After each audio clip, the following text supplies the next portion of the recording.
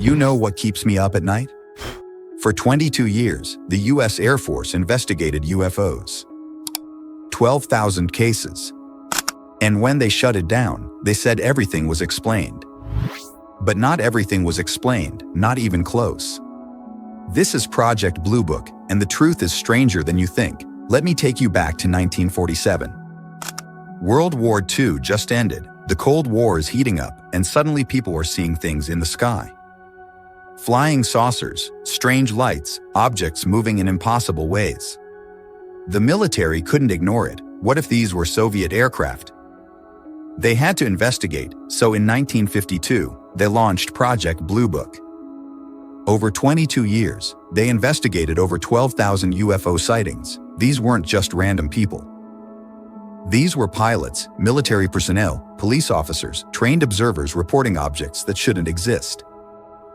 The man in charge was Dr. J. Allen Hynek, an astronomer brought in to debunk these sightings, but something changed. The more he investigated, the more he realized some cases couldn't be explained away. He started to believe something real was happening. Let me tell you about cases that still haunt people. January 1948, Captain Thomas Mantell, an experienced fighter pilot, was chasing a UFO over Kentucky.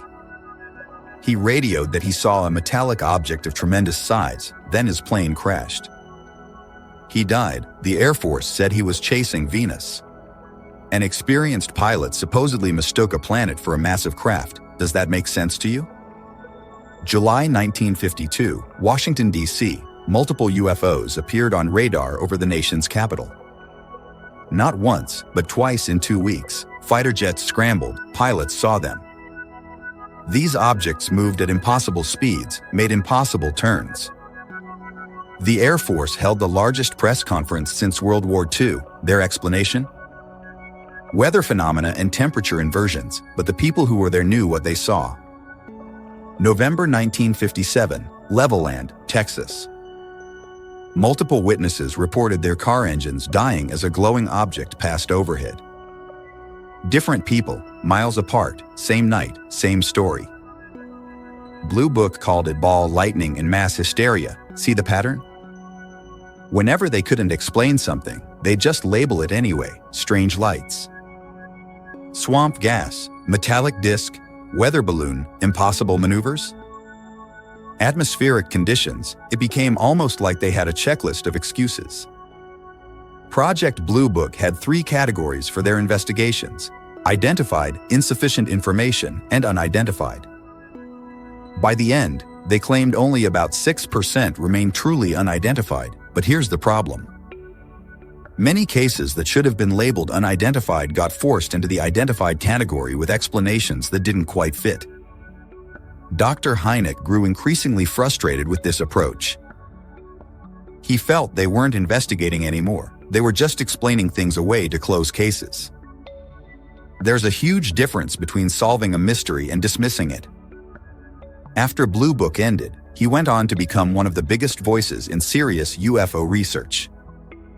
He even created the famous Close Encounters classification system that Steven Spielberg later used for his movie. The scientists they brought in to debunk everything became a believer, not in aliens necessarily, but in the reality that something genuinely unexplained was occurring. In 1969, they shut it down. Their conclusion?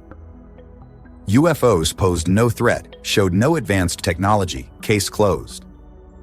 But even their own report admitted 30% of cases remained unexplained. Here's what they didn't tell you. The Condon Report, which was the scientific study used to justify shutting down Blue Book, was controversial from the start. Scientists involved claimed it was biased, that important cases were ignored to reach a predetermined conclusion. And even that skeptical report admitted roughly 30% of cases remained unexplained. But the military never stopped investigating. They just did it quietly, away from public eyes. In recent years, Navy pilots have come forward with gun camera footage showing objects that move in ways our best technology can't replicate. Objects that accelerate instantly, make impossible turns, move from sky to water without slowing down. The Pentagon has confirmed these videos are authentic. They've established new programs to study what they now call unidentified aerial phenomena. Same mystery, different name. So what was Project Blue Book really about? A genuine investigation or a cover-up? Were they looking for truth or trying to make the questions disappear? Yes, many sightings were misidentifications, aircraft, planets, weather balloons, but some weren't. Some cases remain unexplained, not because we lack information, but because the information doesn't fit anything we understand. 22 years of investigation, 12,000 cases, and we're left with more questions than answers. What were they hiding? Were they protecting military secrets?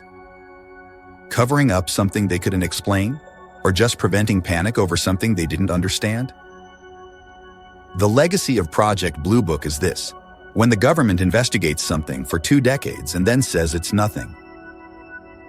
You have to wonder what they're not telling you.